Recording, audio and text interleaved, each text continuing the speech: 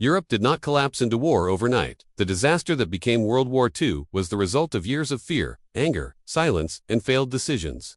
To understand how Europe reached the edge of destruction, we must return to the moment the First World War ended. In 1918, the guns finally fell silent, but peace did not bring relief. Entire regions were reduced to rubble, millions of young men were dead, and a whole generation was emotionally and physically scarred. Europe was exhausted, yet determined never to repeat such horror. Politicians promised a new world built on cooperation and peace.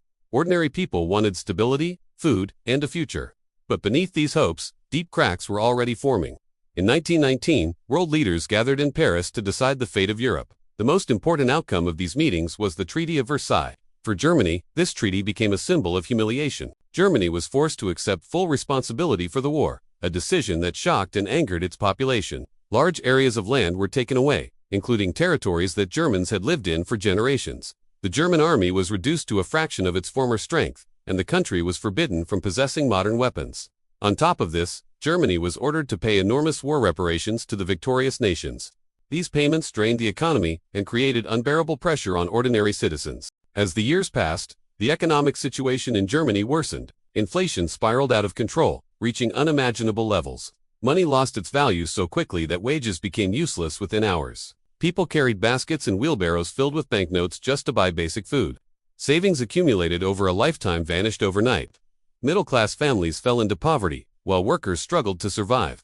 Hunger, frustration, and humiliation became part of daily life. Many Germans felt betrayed not only by foreign powers, but also by their own leaders who had accepted such terms. To them, democracy became associated with weakness and shame.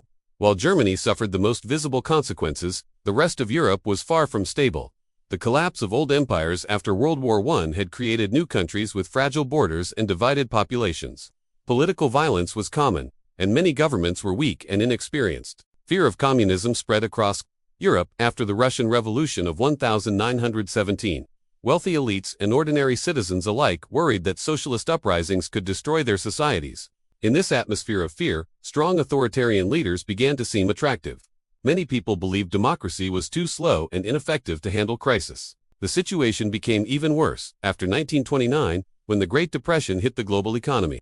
What began as a financial collapse in the United States quickly spread across Europe. Banks failed, factories shut down, and international trade collapsed. Unemployment reached record levels. In Germany, millions were without work, standing in endless lines for food and charity. Desperation spread into every corner of society. People were no longer asking who was right or wrong. They were asking who could save them. History shows that extreme hardship often creates space for extreme ideas, and Europe was no exception. It was in this environment that Adolf Hitler rose to prominence. Hitler was not born into power, nor did he rise through traditional political paths. He understood the emotions of a wounded nation and knew how to speak to its fears. His speeches were filled with promises of national rebirth, unity, and revenge. He told Germans that they were victims of betrayal, that their suffering was not their fault, and that a strong leader could restore their lost pride. Hitler blamed Germany's enemies abroad and minorities at home, especially Jews, for the nation's problems. These messages, repeated endlessly through propaganda, found an audience among people who felt abandoned and angry. The Nazi Party used modern propaganda techniques to an unprecedented degree. Posters, rallies, radio broadcasts, and dramatic symbols created a sense of belonging and purpose.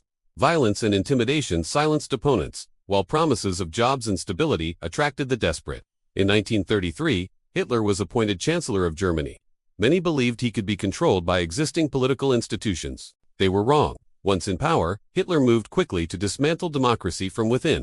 Emergency laws suspended civil rights. Opposition parties were banned. Independent media was destroyed. Fear replaced debate, and loyalty replaced truth. German society was reshaped to serve the Nazi state. Schools taught obedience and nationalism. Children were encouraged to join youth organizations that trained them for future service to the regime. The military was secretly rebuilt in violation of international agreements. Industry was redirected toward rearmament, reducing unemployment and creating the illusion of recovery. To many Germans, life seemed to be improving. But this improvement came at the cost of freedom, morality, and peace. Hatred was normalized, and violence became acceptable when directed at those labeled as enemies. While Germany transformed, the rest of Europe struggled to respond. Britain and France, the two main powers responsible for maintaining peace, were deeply traumatized by World War I. Their populations feared another conflict and pressured leaders to avoid war at almost any cost. This fear led to a policy later known as appeasement. The idea was simple: if Germany's grievances were addressed peacefully, another war could be avoided. In practice, this policy encouraged aggression. In 1936, German troops marched into the Rhineland, an area that was supposed to remain demilitarized. This was a clear violation of the Treaty of Versailles. German generals were nervous, knowing their army was still weak, but Britain and France did nothing. Encouraged by this success, Hitler grew bolder. In 1938, Germany annexed Austria, uniting it with the German state. Once again, Europe remained silent. Later that year, Hitler demanded parts of Czechoslovakia, claiming to protect ethnic Germans living there. At the Munich conference, European leaders agreed to his demands, believing they had preserved peace. Celebrations followed. Many truly believed war had been avoided. But behind the scenes, Germany continued to arm itself.